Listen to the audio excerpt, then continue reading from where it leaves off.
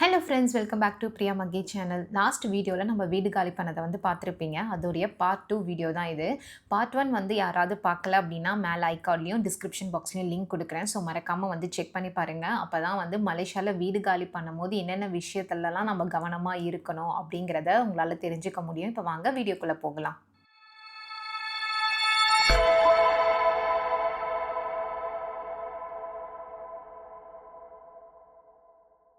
First of all உங்கள் எல்லாருக்கிட்டையும் ஒரு விஷயத்த கிளாரிஃபை பண்ணணும். லாஸ்ட் வீடியோவில் நான் மலேசியாவில் வீடு காலி பண்ணுறது கஷ்டம் அப்படின்னு சொல்லி ஒரு டைட்டில் வச்சுருந்தேன். ஸோ அதை சில பேர் தப்பாக புரிஞ்சுக்கிட்டீங்க. நான் மலேசியாவில் தான் வீடு காலி பண்ணுறது கஷ்டம் அப்படிங்கிற மாதிரி எந்த இடத்துலையுமே நான் மென்ஷன் பண்ண வரல.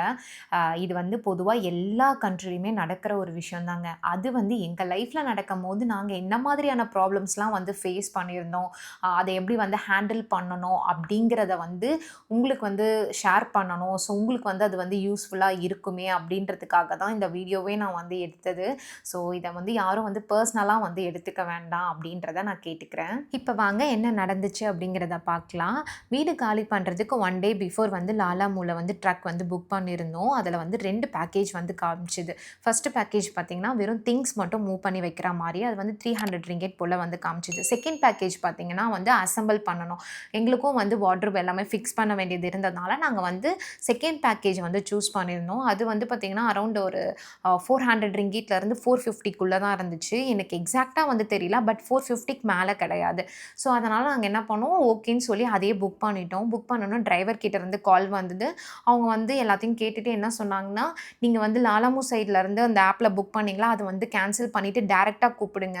ஏன்னா நான் கூட்டிகிட்டு வர பசங்களுக்குமே அதே அமௌண்ட்லேருந்து ஷேர் பண்ணி கொடுக்கணும் அப்படின்னும் போது ரொம்ப கம்மியாக வரும் அப்படிங்கிற மாதிரி சொன்னாங்களா. சரி, ஓகே, எனக்கும் அது வேலிடாக பட்டதுனால நாங்கள் என்ன பண்ணோம், கேன்சல் பண்ணிட்டோம். கேன்சல் பண்ணதுனால என்ன பண்ணோம், டேரெக்டாக அவங்களுக்கு கால் பண்ணி அந்த அண்ணா கிட்ட பேசினோம். அப்போ அவர் எல்லாத்தையும் கேட்டுட்டு என்ன சொன்னார்னா, மொத்தமாக உங்களுக்கு 1000 ரிங்கெட் ஆகும் அப்படின்னு சொன்னார். எங்களுக்கு செம்ம ஷாக் ஆகிடுச்சு. என்னென்னா ஆப்பில் 450க்குள்ளே தானே காட்டுது, பட் நீங்கள் 1000 கேட்குறீங்க அப்படின்னு.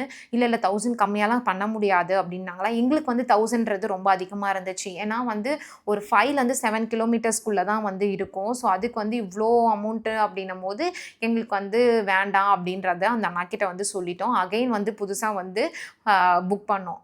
அடுத்தடுத்தாக பார்த்திங்கன்னா ஒரு 3 டிரைவர்ஸுமே இதே மாதிரி தான் எங்ககிட்ட அப்ரோச் பண்ணாங்க. ஸோ அதுக்கப்புறம் தான் புரிஞ்சுது, ஓகே, இவங்க எல்லாருமே ஒரே மாதிரி பேசி வச்சுட்டு பண்ணுற மாதிரி தான் இருக்குது. நம்ம டேரெக்டாக கஸ்டமர் கேருக்கே கால் பண்ணி என்ன ப்ராப்ளம் அப்படிங்கிறத சொல்லிடலாம். ஏன்னா எங்களுக்கு நெக்ஸ்ட் டே ட்ரக் தேவைப்படுது. அன்றைக்கி ஆஃப்டர்நூன் வரைக்குமே எங்களுக்கு கிடைக்கல.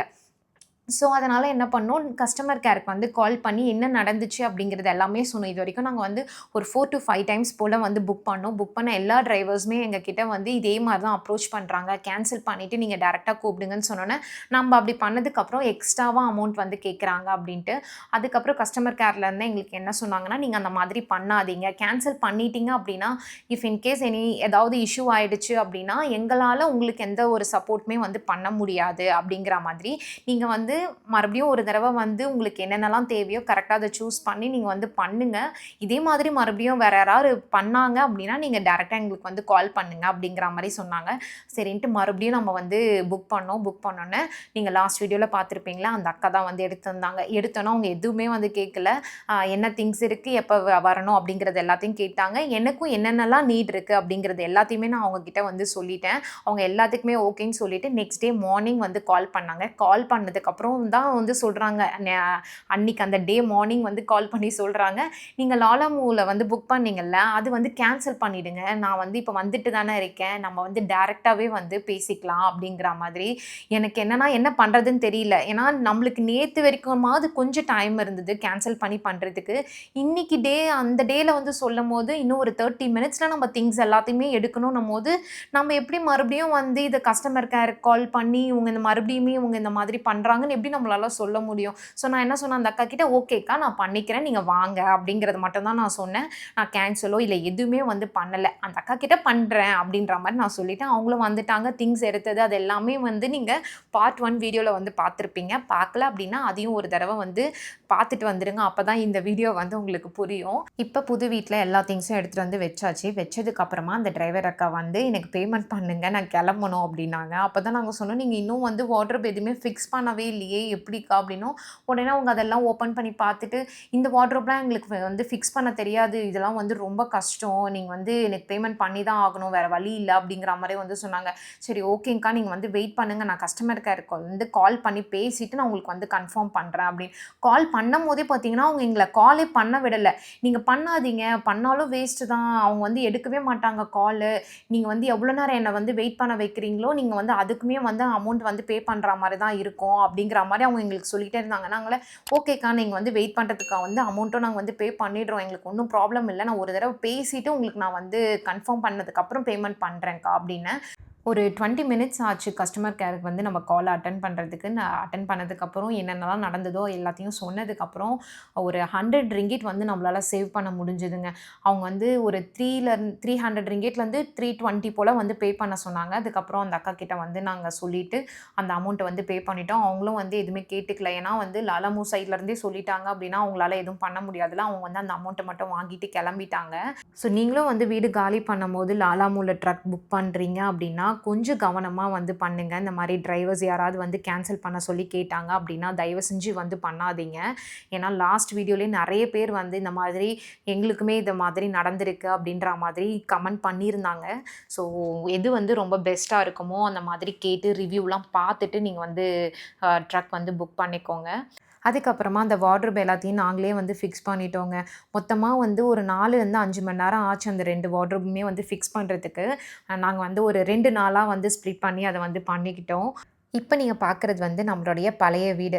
ஸோ அத கிளீன் பண்றதுக்காக தான் இன்னைக்கு நம்ம வந்து வந்திருக்கிறது. நேத்துக்கு எல்லாமே போட்டது போட்ட மாரி அப்படியே கிளம்பி போயாச்சு. போனதுக்கப்புறம் புது வீட்ல கொஞ்சம் ஐட்டம்ஸ்லாம் வந்து ஃபிக்ஸ் பண்ண வேண்டியது இருந்ததுன்றதுனால, அன்னைக்கே நம்மளால வந்து கிளீன் பண்ண முடியல. ஸோ அதனால தான் இப்ப வந்து நெக்ஸ்ட் டே வந்து மார்னிங் வந்திருக்கிறோம். பசங்கள ஒரு பக்கமா வந்து அவங்கள உட்கார வச்சுட்டு, நானும் அவரு மட்டுமே எல்லாத்தையும் எடுத்து கிளீன் பண்ணி சூப்பரா வந்து குடுத்தாச்சு. ஓனர் வந்து கீ வாங்கும்போது அவ்ளோ ஹாப்பியா இருந்தாங்க. ஏன்னா மோஸ்ட்டா பார்த்தீங்கன்னா, நம்ம வீடு காலி பண்ணும்போது ஓனருக்கும், அ டெனன்ட்டுக்கும் வந்து ப்ராப்ளம் வராம இருக்கவே இருக்காது. ஆனா எங்க விஷயத்தில பார்த்தீங்கன்னா, ஓனர் வந்து நாங்க கிளம்புறத நெனச்சு வருத்தப்பட்டாங்க. உங்கள மாதிரியான டெனன்ட் வந்து எங்களுக்கு கிடைக்காது. ஏன்னா நீங்க வந்து வீட வந்து அவ்ளோ சூப்பரா வந்து பார்த்துக்கிட்டீங்க. இதுக்கு முன்னாடிலாம் பார்த்தீங்கன்னா, நெறைய பேர் வாடகைக்கு இருந்தவங்க நெறைய பொருள உடைச்சு, வீட வந்து சுத்தமா வச்சுக்காம அந்த மாரிலாம் இருந்தாங்க. பட் நீங்க வந்து இவ்ளோ சூப்பரா பார்த்துக்கிட்டீங்க அப்டின்ட்டு. எங்களுக்கு என்னன்னா, வாடகை வீடோ, சொந்த வீடோங்க. நம்மளுக்குன்னு அவங்க வந்து அந்த வீட வந்து குடுத்துருக்காங்க. ஸோ அப்ப வந்து நம்ம தான் அந்த வீட வந்து பத்திரமா பார்த்துக்கணும் அப்படிங்கிறது மட்டும் தான். ஏன்னா எங்களுக்கும் வந்து 2 குட்டி பசங்க இருக்காங்க. அவங்களும் அ கிறுக்குற இந்த செவுத்துல கிறுக்குற வயசு தான். ஸோ அவங்க அதெல்லாம் பண்ணும்போது நான் வந்து அவங்க கிட்ட சொல்லிட்டே இருப்பேன். இதெல்லாம் பண்ணக்கூடாது, தப்பு அப்படின்னு. சொல்ல சொல்ல அவங்களும் ஒரு ஸ்டேஜ்க்கு அப்புறம் அதெல்லாமே கரெக்ட் பண்ணிக்க ஆரம்பிச்சுட்டாங்க. அ ஸோ ஓனர் கிட்ட வந்து திருப்தியா அவங்க வீட்ட வந்து பத்திரமா வந்து குடுத்துட்டோம் அப்படிங்கிறது எனக்கு அவ்ளோ ஹாப்பி.